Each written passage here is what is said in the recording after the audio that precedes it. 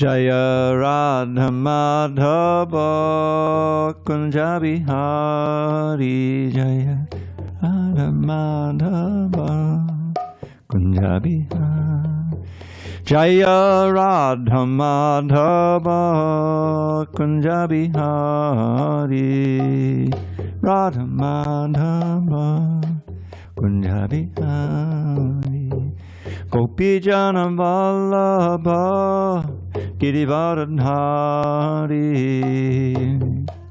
Vallabha Girivardhari Gopi Jana Vallabha Girivardhari Vallabha Girivardhari Yashodanandana Braja Janaranjana Yashodanandana Janarandana Yashodanandana Braja Janaranjana Nandana Braja Janaranjana Yamuna Tira Vanachari Yamuna Tira Yamuna Tira Vanachari Tira Vanachari Hare Krishna Hare Krishna Krishna Krishna Hare Hare Hare Rama Hare Rama Rama Rama Hare Hare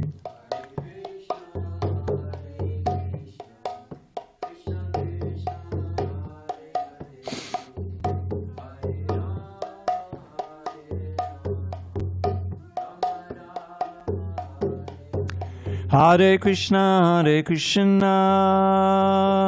Krishna Krishna, Hare Hare, Hare Rama, Rama Rama, Hare Hare. Krishna, Krishna Krishna, Hare Hare.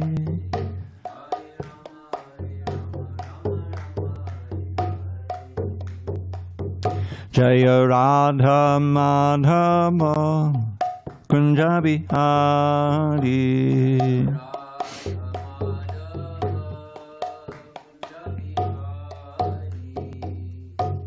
Jaya Om Vishnupad Paramahansa Parivajaka Ashtoto the Sri Srimad His Divine Grace Srila A.C. Bhaktivedanta Swami Prabhupada Ki Jai ISKCON BBT Founder Acharya Srila Prabhupada Ki Jai Jai Om Vishnupad Paramahansa Parivajaka Ashtoto the Sri Srimad Divine Grace Srila Bhakti Siddhanta Saraswati Thakur Ki Jai Ananta Koti Vaishnavini Ki Jai Namacharya Srila Haridas Thakur Ki Jai Srimad Bhagavad Gita Ki Jai Samaveda Bhaktivinoda Ki Jai. All glories to the assembled devotees. All glories to the assembled devotees. All glories to the assembled devotees. All glory to Shri Guru and Gauranga. Om Namo Bhagavate Vasudevaya. Om Namo Bhagavate Vasudevaya. Om Namo Bhagavate Vasudevaya.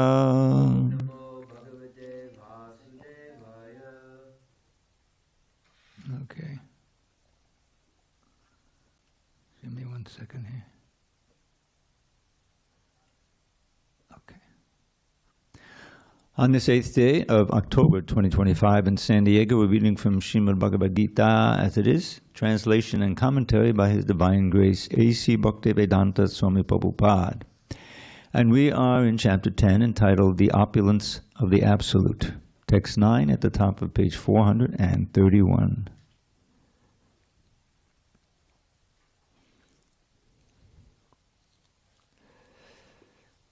Matchitta, Madgata, Prana, Bodhayantah, Parasparam, Katayantash, Chamam, Nityam, Tushyanti, Charamanticha,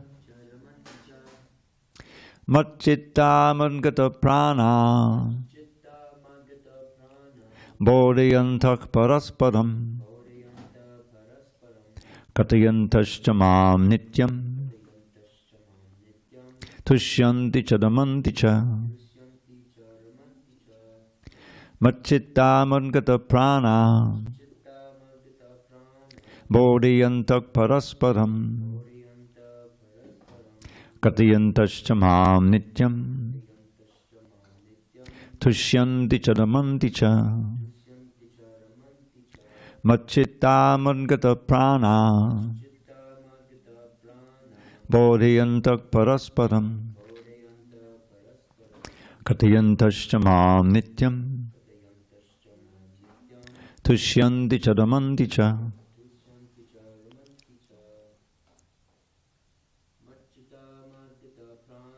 Machitta mangata prana Bodhayantak parasparam Katayantascha mam nityam Tushyanti chadamanti cha. No? Okay. Anyone online? Machitta Madgata Prana. Machitta, their minds fully engaged in me. Matgata Prana, their lives devoted to me. Bodhyantak, preaching. Paraspadam, among themselves. Katayantaha, talking. Cha, also. Mam, about me. Nityam, perpetually. Tushyanti, become pleased. Cha, also. Ramanti, enjoy transcendental bliss. Cha, also. Translation. Lord Krishna says to Arjuna, the thoughts of my pure devotees dwell in me. Their lives are fully devoted to my service, and they derive great satisfaction and bliss from always enlightening one another and conversing about me. Purport. Pure devotees whose characteristics are mentioned here engage themselves fully in the transcendental loving service of the Lord. Their minds cannot be diverted from the lotus feet of Krishna. Their talks are solely on the transcendental subjects. The symptoms of the pure devotees are described in this verse specifically. Devotees of the Supreme Lord are 24 hours daily engaged in glorifying the qualities and pastimes of the Supreme Lord. Their hearts and souls are constantly submerged in Krishna, and they take pleasure in discussing him with other devotees. In the preliminary stage of devotional service, they relish the transcendental pleasure from the service itself, and in the mature stage, they are actually situated in love of God. Once situated in that transcendental position, they can relish the highest perfection which is exhibited by the Lord in his abode. Lord Chaitanya likens transcendental devotional service to the sowing of a seed in the heart of the living entity. There are innumerable living entities traveling throughout the different planets of the universe, and out of them there are few who are fortunate enough to meet a pure devotee and get the chance to understand devotional service. This devotional service is just like a seed, and if it is sown in the heart of a living entity, and if he goes on hearing and chanting Hare Krishna, Krishna Krishna, Hare Hare, Hare Rama, Rama Rama, Hare Hare, that seed fructifies, just as the seed of a tree fructifies with regular watering. The spiritual plant of devotional service gradually grows and grows until it penetrates the covering of the material universe and enters into the Brahma Jyoti effulgence in the spiritual sky. In the spiritual sky also, that plant grows more and more until it reaches the highest planet, which is called Goloka Vrindavan, the supreme planet of Krishna. Ultimately, the plant takes shelter under the lotus feet of Krishna and rests there. Gradually, as a plant grows fruits and flowers, that plant of devotional service also produces fruits, and the watering process in the form of chanting and hearing goes on. This plant of devotional service is fully described in the Chaitanya Charitamrita, Madhya Lila, chapter 19. It is explained there that when the complete plant takes shelter under the lotus feet of the Supreme Lord, one becomes fully absorbed in love of God. Then he cannot live even for a moment without being in contact with the Supreme Lord, just as a fish cannot live without water. In such a state, the devotee actually attains the transcendental qualities in contact with the Supreme Lord. The Srimad Bhagavatam is also full of such narrations about the relationship between the Supreme Lord and his devotees. Therefore, the Srimad Bhagavatam is very dear to the devotees, as stated in the Bhagavatam itself, 12:13-18. Srimad Bhagavatam Puranam Amalam Yad Vaishnavanam Priyam. In this narration, there is nothing about material activities, economic development, sense gratification, or liberation. Srimad Bhagavatam is the only narration in which the transcendental nature of the Supreme Lord and his devotees is fully described. Thus, the realized souls in Krishna consciousness take continual pleasure in hearing such transcendental literatures, just as a young boy and girl take pleasure in association. Om Jnana Timirandasya Jnanandana Shalakaya Chakshur Unmidatam Mena Tasmai Shri Gurave Namaha. I was born in the darkest of ignorance, but my spiritual master Srila Prabhupada opened my eyes with the torchlight of knowledge. I offer my humble obeisances unto him and all members of Sri Parampara. So, this is the second of our essential verses. I mentioned yesterday that 8 through 11 are often regarded as key verses in the Bhagavad Gita. So if we recall, in the 8th verse, Krishna said, I am the source of all spiritual material worlds. Everything emanates from me. The wise who perfectly know this engage in my devotional service and worship me with all their hearts. So, similar to other verses in the Bhagavad Gita, Krishna is declaring himself to be God, the source of everything. And he's also describing the results of those who are intelligent, who accept that. What do? They engage in his devotional service and worship me with all their hearts. How that's done is summarized in the second verse, the verse we read today. First thing is, always the most important, matchita, to think of Krishna, to be absorbed in Krishna. That's why it's called the Society for Krishna Consciousness. And then, madgata prana. Prana is the living force. And madgata means dedicated to me. Translated here is, their lives are fully devoted to my service.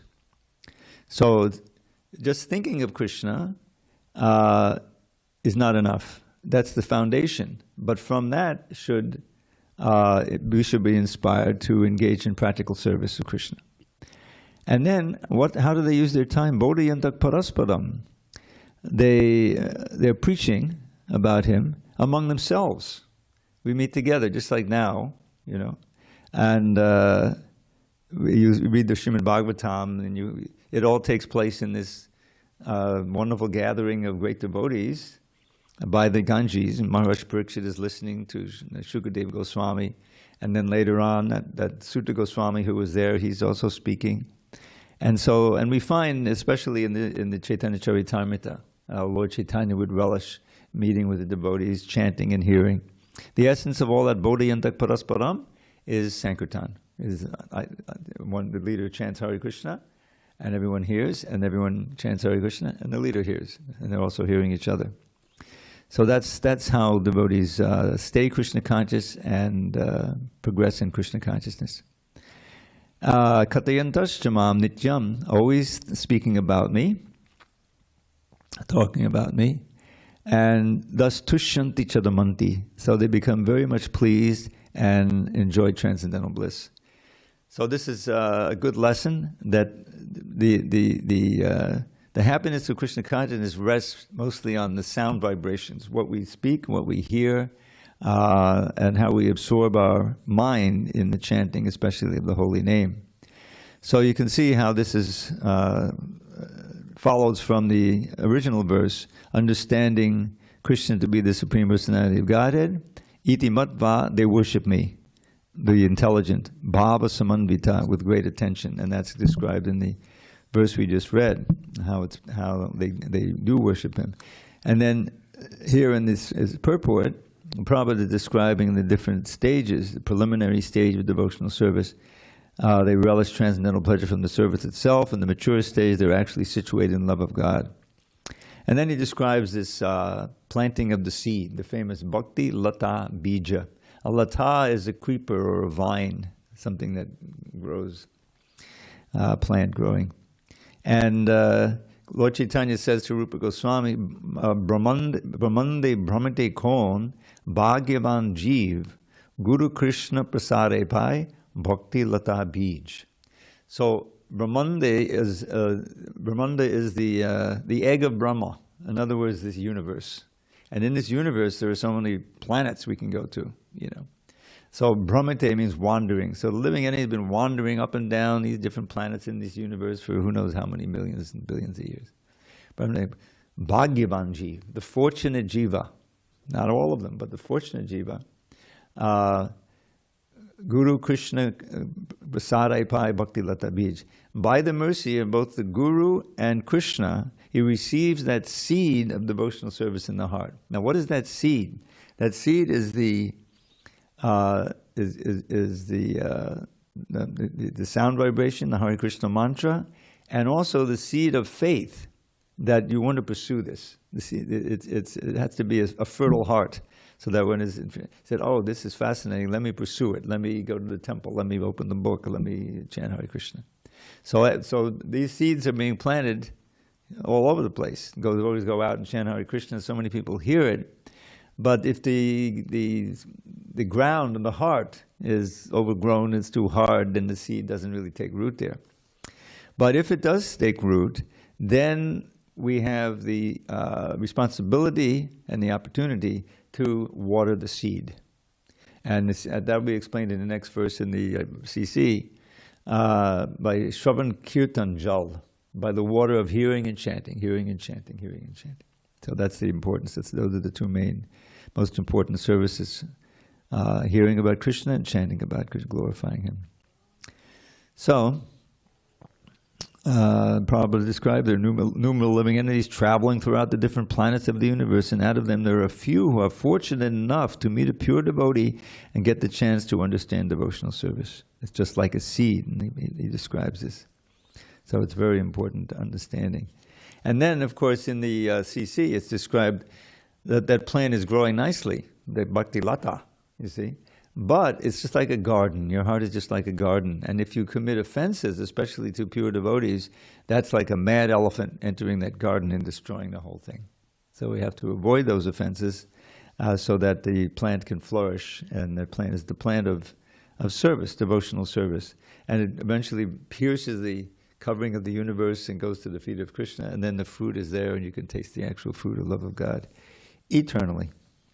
Okay. So let us go on to text 10, unless there's any comments or questions. Tesham, yes. Oh, Prabhu, sorry. Run in the closet and get a mic. We didn't. Huh? No one responded when you asked to chant. Do you think anyone's online? I'm sorry? Do you think anyone's online? They didn't respond when you asked. No. This mic is there. That's reaching there. But the mic. Oh, here. I'm sorry. We have it here. Yeah. She brought him out, Prabhu. I'm sorry, I failed to see them right next to you. You can just say a little more about that. In the preliminary stage of devotional service, they relish the transcendental pleasure from the service itself. And in the mature stage, they are actually situated in love of God. Yeah. When you begin devotional service, just being in devotional service and, understand the process itself, just like chanting Hare Krishna, you can be in a wonderful kirtan and you're feeling something there. You're absorbed in the holy name, the dancing, there's Lord Jagannath, it's Jagannath, maybe Rath Yatra. So the experience itself, what you're doing at the moment is giving you great pleasure. But when it stops and, you may feel exhausted and everything and, so you come down. You're not fully situated in pure devotional service, so that even when you're alone, you're still relishing the remembrance of Krishna, chanting about Krishna, and you still exist. So let's see, in the preliminary state, and in the mature state, they're actually situated in love of God. Once situated in that position, they can relish the highest perfection which is exhibited by the Lord as abode. And that, Prabhupada talks about it so many times, chant Hare Krishna 24 hours a day. Well, how can, you really can't control what's going on when you're sleeping, right? When you're dreaming. But in the pure stage, you continue chanting and hearing and serving even in your subtle body and in dreams. So there's no break. So that's what I understand that to mean. That when the love is there, the remembrance is always there. That's what the whole separation is. You know, Radharani, Krishna leaves Vrindavan. Well, he's gone. So let's get going something else. No, she's always thinking of Krishna, relishing him, remembering him, going wherever.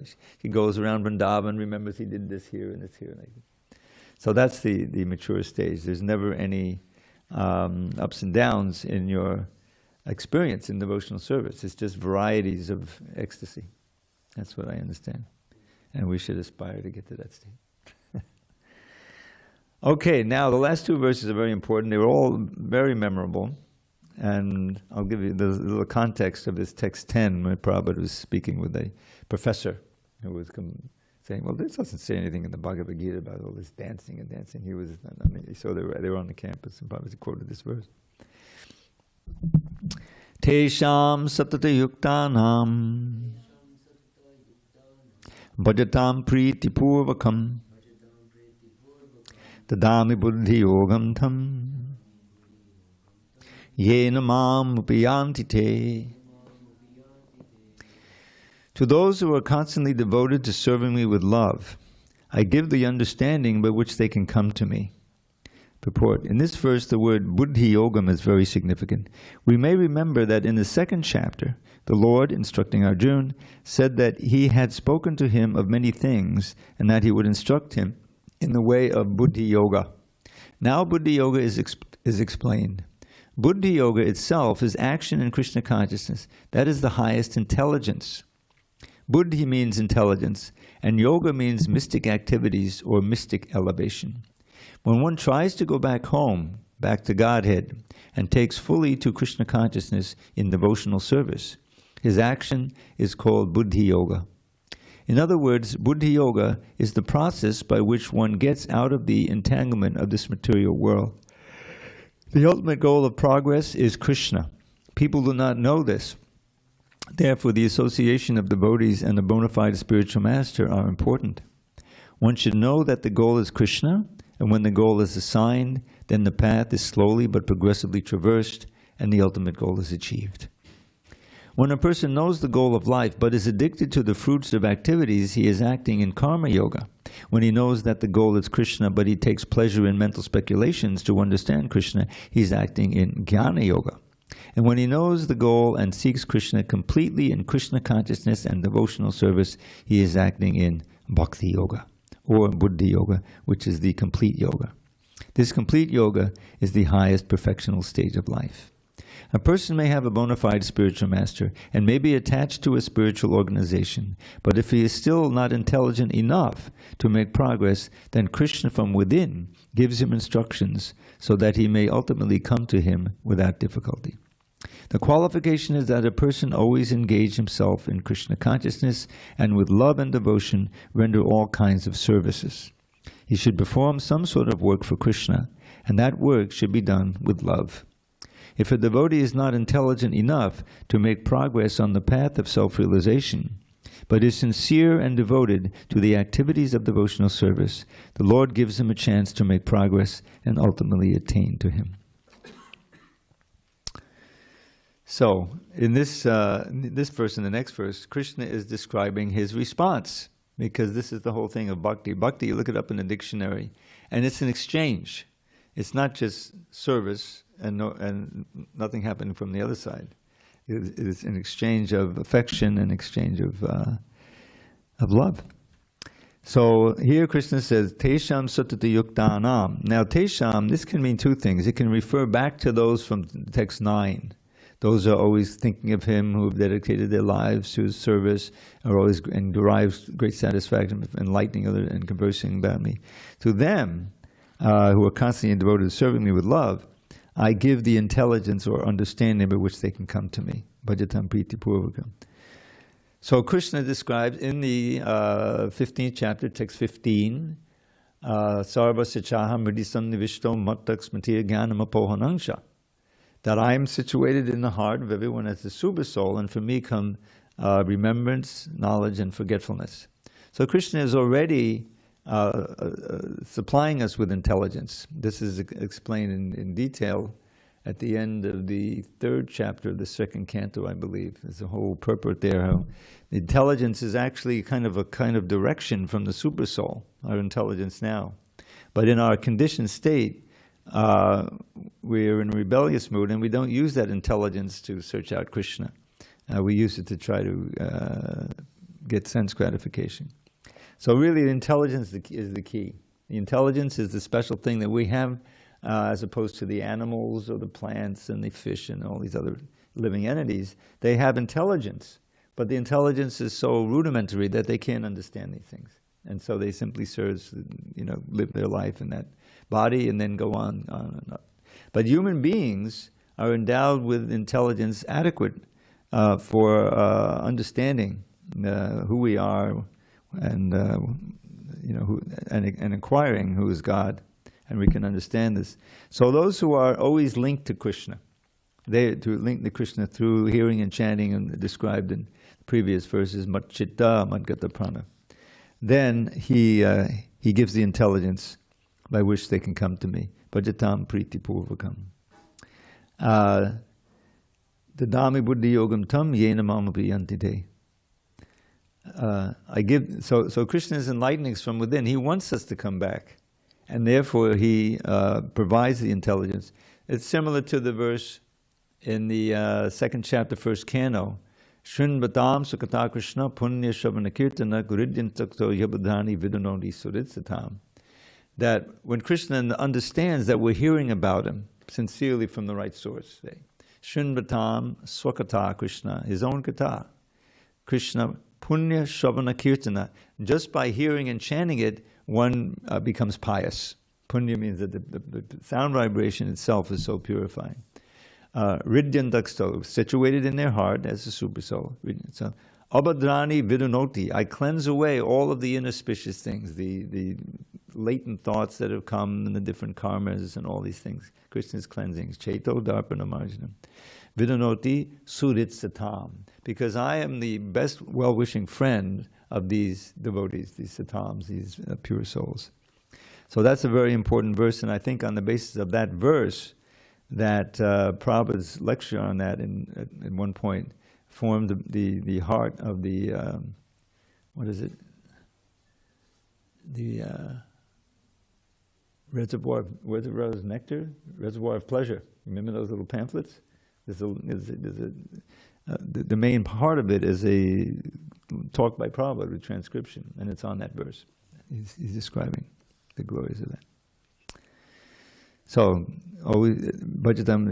Krishna gives the intelligence, and with that intelligence, we can control the lower self by the higher self, and more and more practice Krishna consciousness.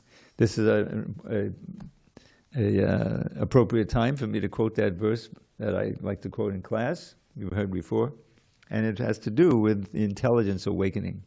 Kamadi nang katina katita palita dhurnideshas tesham jata mayina karuna natrapa no prashantihi utstrid jayatan atayodupate sampatam labdha buddhis pamayata kshadanam abhayam mamniyung svatmadasi.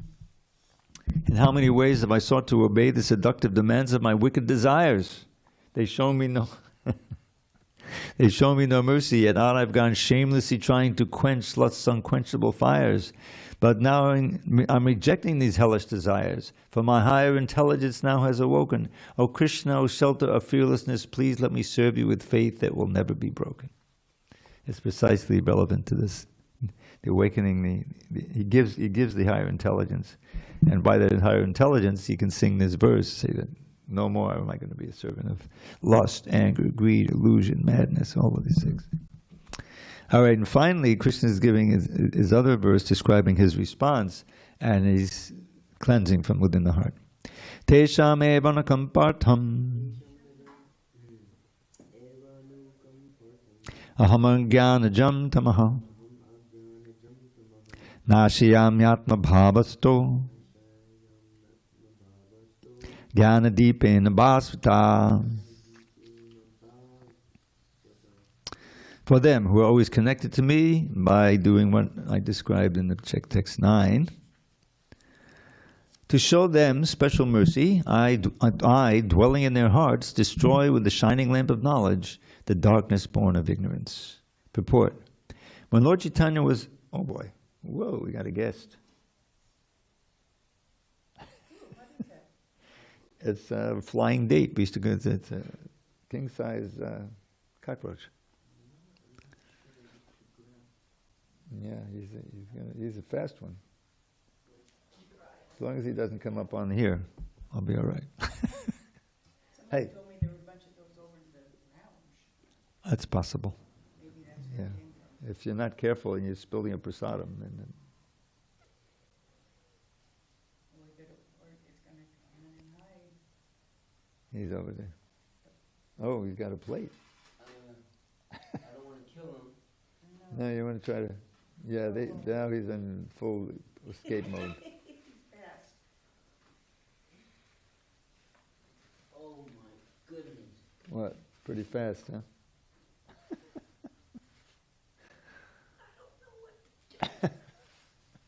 Now he gets on the bottom of it. Oh my goodness, right here. Yeah, it's not going to work. You know what you can do? I'll tell you what. Get. Yeah, they fly too. I'm sorry. All right. Should I open the door? Maybe it'll go out. Whoa, whoa, whoa. You know, if you get a dustpan and oh, he's on here. Oh my God. Well, he must be someone who attended a class a long time ago. Oh, don't worry about it. Don't worry. Yeah, it's too much. Let's just pray that he doesn't come here and land on the book. Flying cockroach? Is that what that is? Yeah, they're pretty fast. Oh.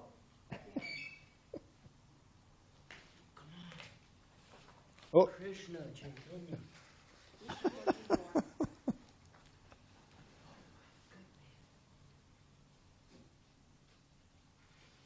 Well, maybe the class is over.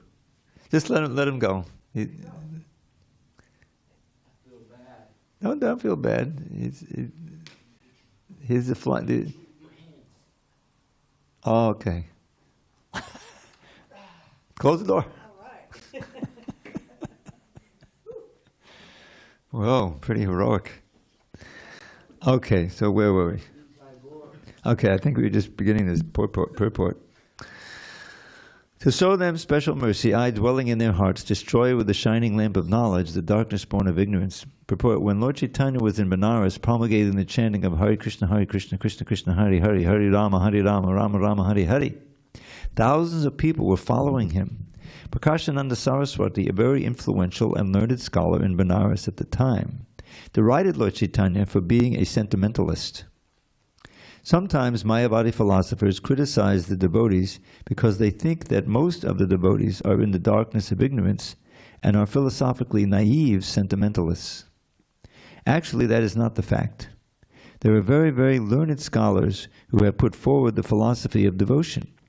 But even if a devotee does not take advantage of their literatures or of his spiritual master, if he is sincere in his devotional service, he is helped by Krishna himself within his heart. So the sincere devotee engaged in Krishna consciousness cannot be without knowledge.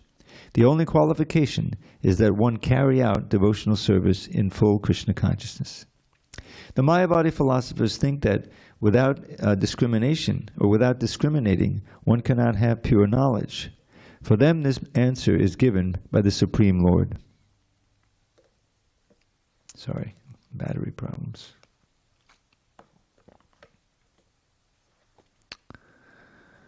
All right. For them, this answer is given by the Supreme Lord. Those who are engaged in pure devotional service, even though they be without sufficient education, and even without sufficient knowledge of the Vedic principles, are still helped by the Supreme God, as stated in this verse.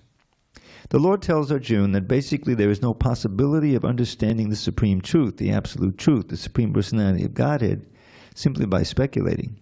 For the Supreme Truth is so great that it is not possible to understand Him or to achieve Him simply by making a mental effort. Man can go on speculating for several millions of years, and if he is not devoted, if he is not a lover of the Supreme Truth, he will never understand Krishna or the Supreme Truth.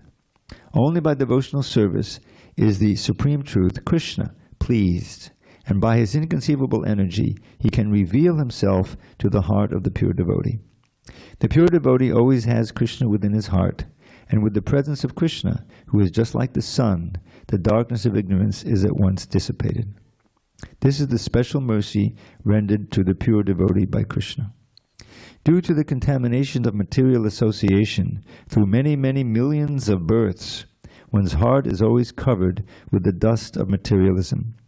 But one who engages in devotional service and constantly chants Hare Krishna,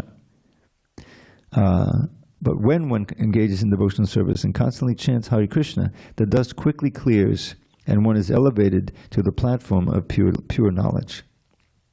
The ultimate goal, Vishnu, can be attained only by this chant and by devotional service, and not by mental speculation or argument.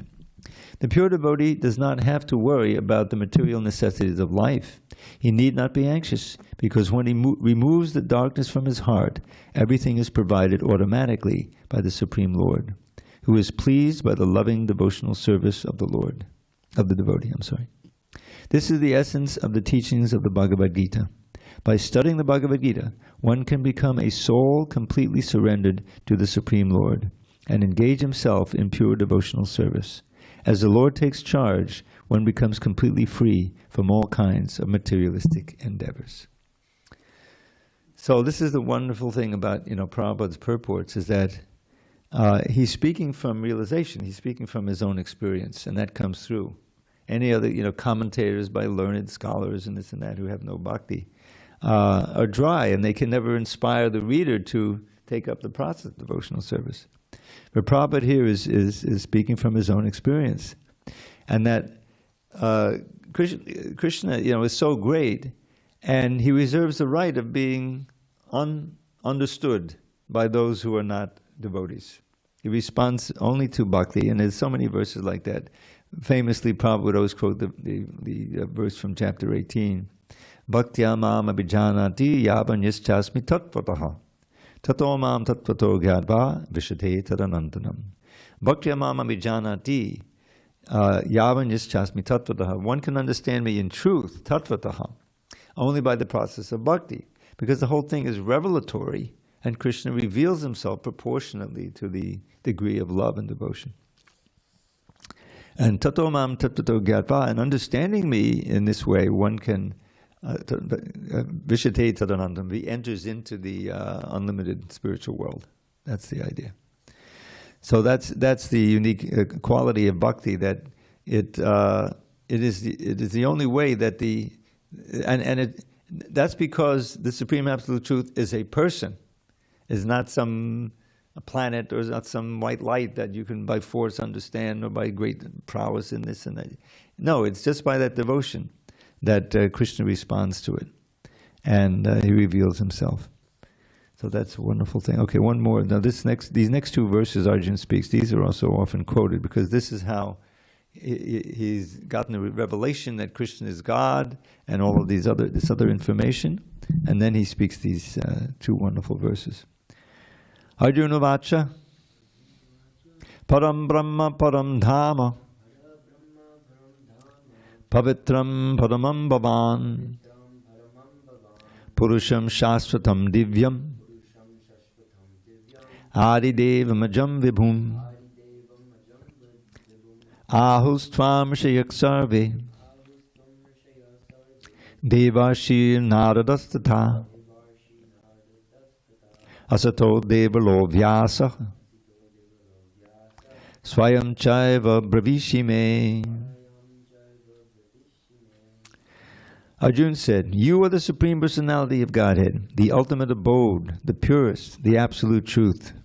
You are the eternal, transcendental, original person, the unborn, the greatest. All the great sages such as Narada, Asita, Devala, and Vyas confirm this truth about you, and now you yourself are declaring it to me. Purport. In these two verses, the Supreme Lord gives a chance to the Mayavadi philosopher, for here it is clear that the Supreme is different from the individual soul. Arjuna, after hearing the essential 4 verses of the Bhagavad Gita in this chapter, became completely free from all doubts and accepted Krishna as the Supreme Personality of Godhead. He at once boldly declares, "You are the Param Brahma, the Supreme Personality of Godhead." And previously, Krishna stated that he is the originator of everything and everyone. Every demigod and every human being is dependent on him.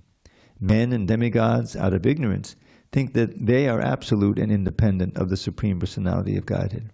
That ignorance is removed perfectly by the discharge of devotional service. This has already been explained in the previous verse by the Lord. Now, by his grace, Arjuna is accepting him as the supreme truth in concordance with the Vedic injunction. It is not that because Krishna is Arjuna's intimate friend, Arjuna is flattering him by calling him the Supreme Personality of Godhead, the absolute truth. Whatever Arjuna says in these 2 verses is confirmed by Vedic truth. Vedic injunctions affirm that only one who takes through devotional service to the Supreme Lord can understand him, whereas others cannot. Each and every word of this verse spoken by Arjuna is confirmed by Vedic injunction. And Prabhupada gives some samples here. In the Kṛṣṇa Upanishad, it is stated that the Supreme Brahman is the rest for everything, the basis. And Krishna has already explained that everything is resting on him. The Mundaka Upanishad confirms that the Supreme Lord, in whom everything is resting, can be realized only by those who engage constantly in thinking of him. This constant thinking of Krishna is smaranam, one of the methods of devotional service.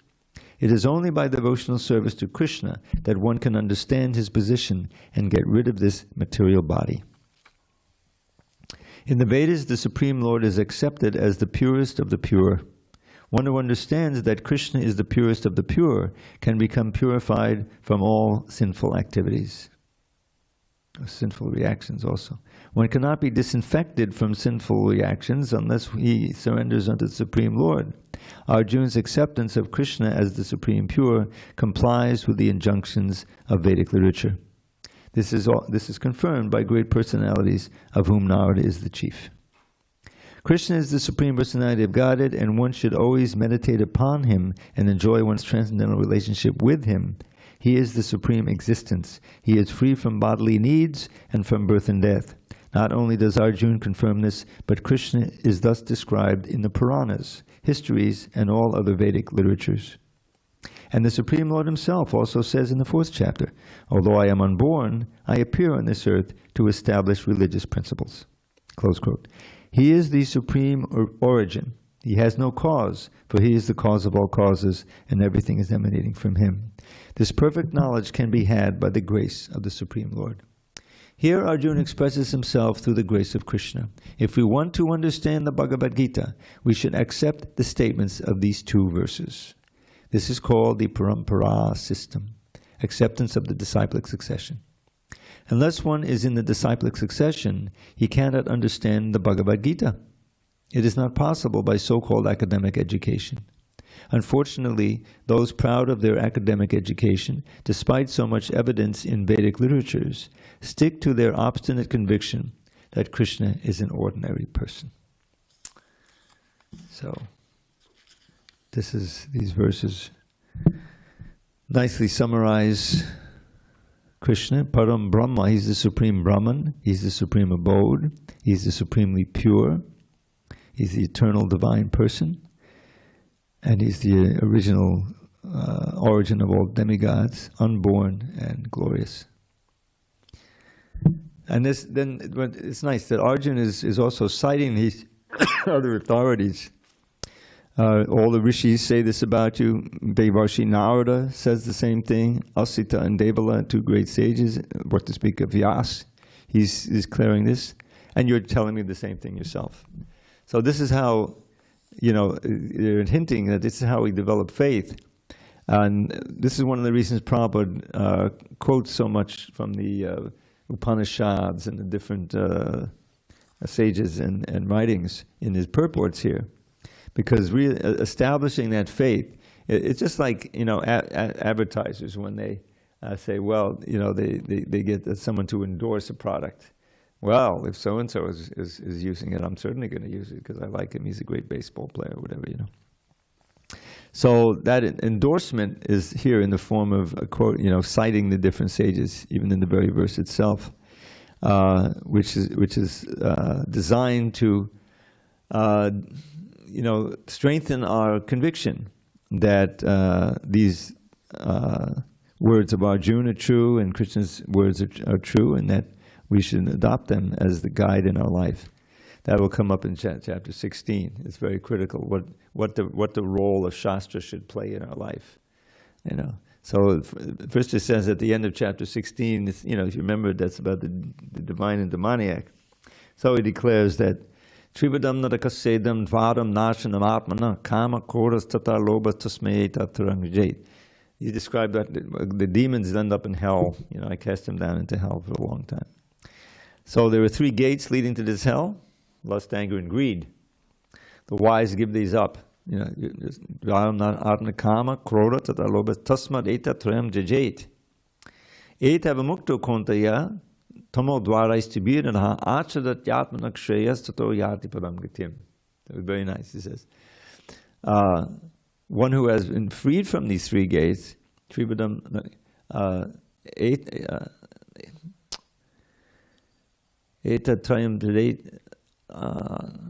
anyway, they act in Krishna consciousness and they go back to Godhead.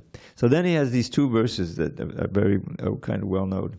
Yak Shastra Vidamutsrija Vartate Kama Karataha Nasa Siddhim Avapnoti Nasukam Napadam Gatim. So one who disregards the injunction of Shastra Vidam Utsrija, Vidya are the rules and regulations. And what does he do? Vartate continues to act kama karataha, according to the impulses of lusty desires. Kama karata. Nasa siddhim, he doesn't get perfection.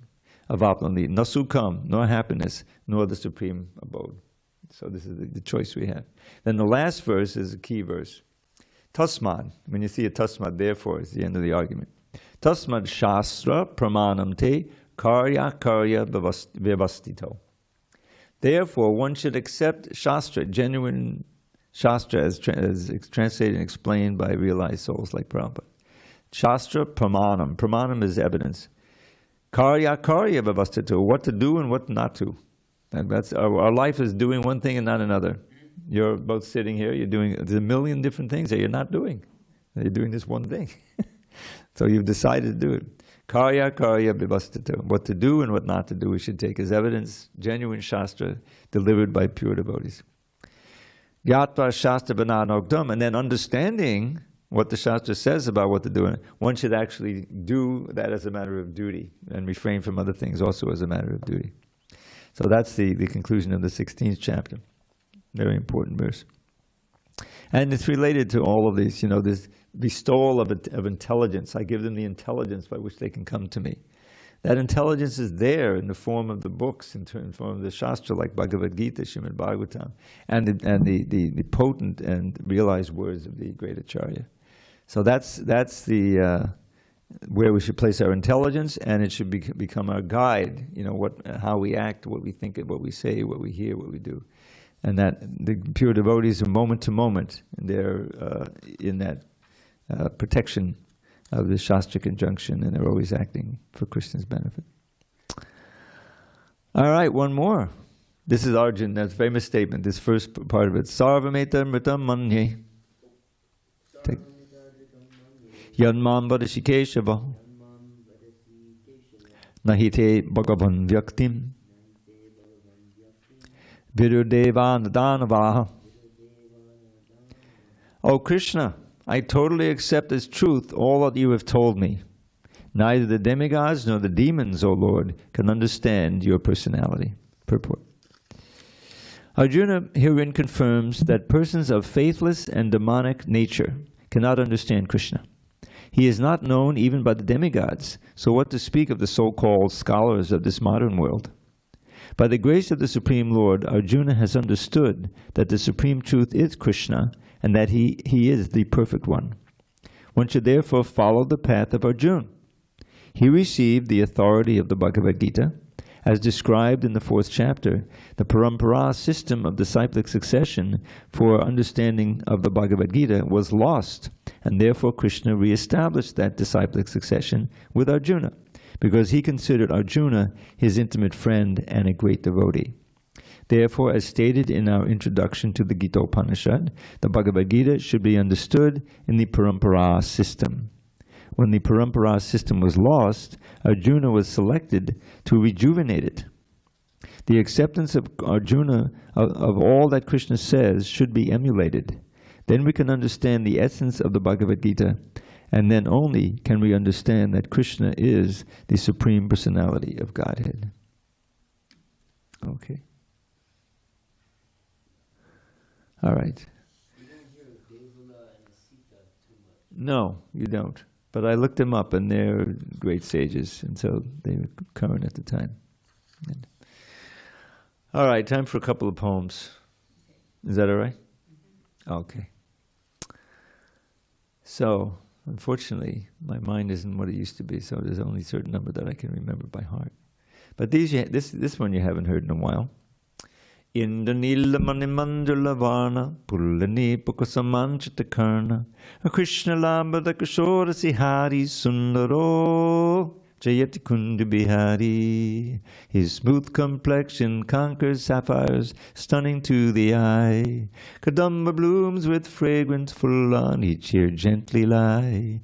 His beauty's great, and by his chest a Gunja necklace stays. All glories to the Lord who in Vrindavan's forest plays. Radhika Badana Chanda Chakora Sarva Balla Babaduta Tichora Chacharicha to the Tanchata Chari Charato Jayat Kundi Bihari. Chakora longing for the moon of Radha's radiant face, a thief purloining patience from the cowherd's wives apace. His expert rhythmic dancing winning all the gopis' praise. All glories to the Lord who in Vrindavan's forest plays. When Indra's sacrifice he stopped, he stole then Deva's pride. By playfully uplifting giddy Govardhan to hide his friends and cows beneath the hill for 7 nights and days. All glories to the Lord who in Vrindavan's forest plays.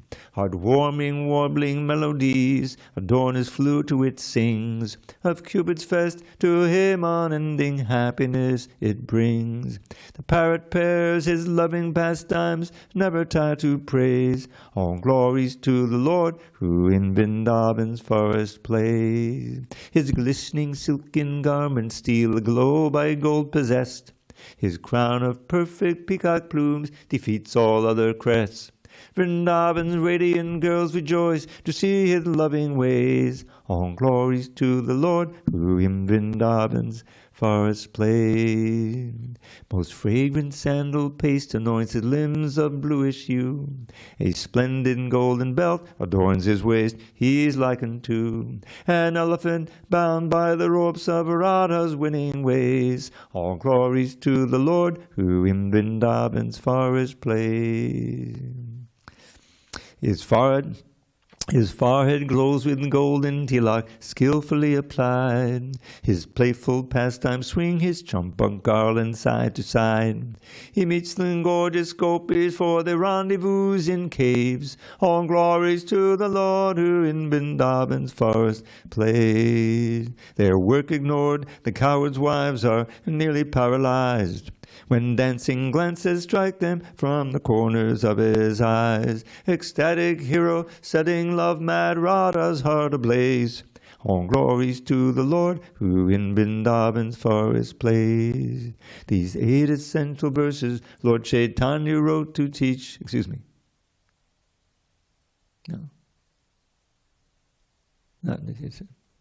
The pastimes that the Lord enjoys in Braja's sylvan bowers enhance this octave's beauty and pour forth pure nectar showers. Whoever hears these verses soon acquires saintly traits and serves his luscious lotus feet with love that ne'er abates.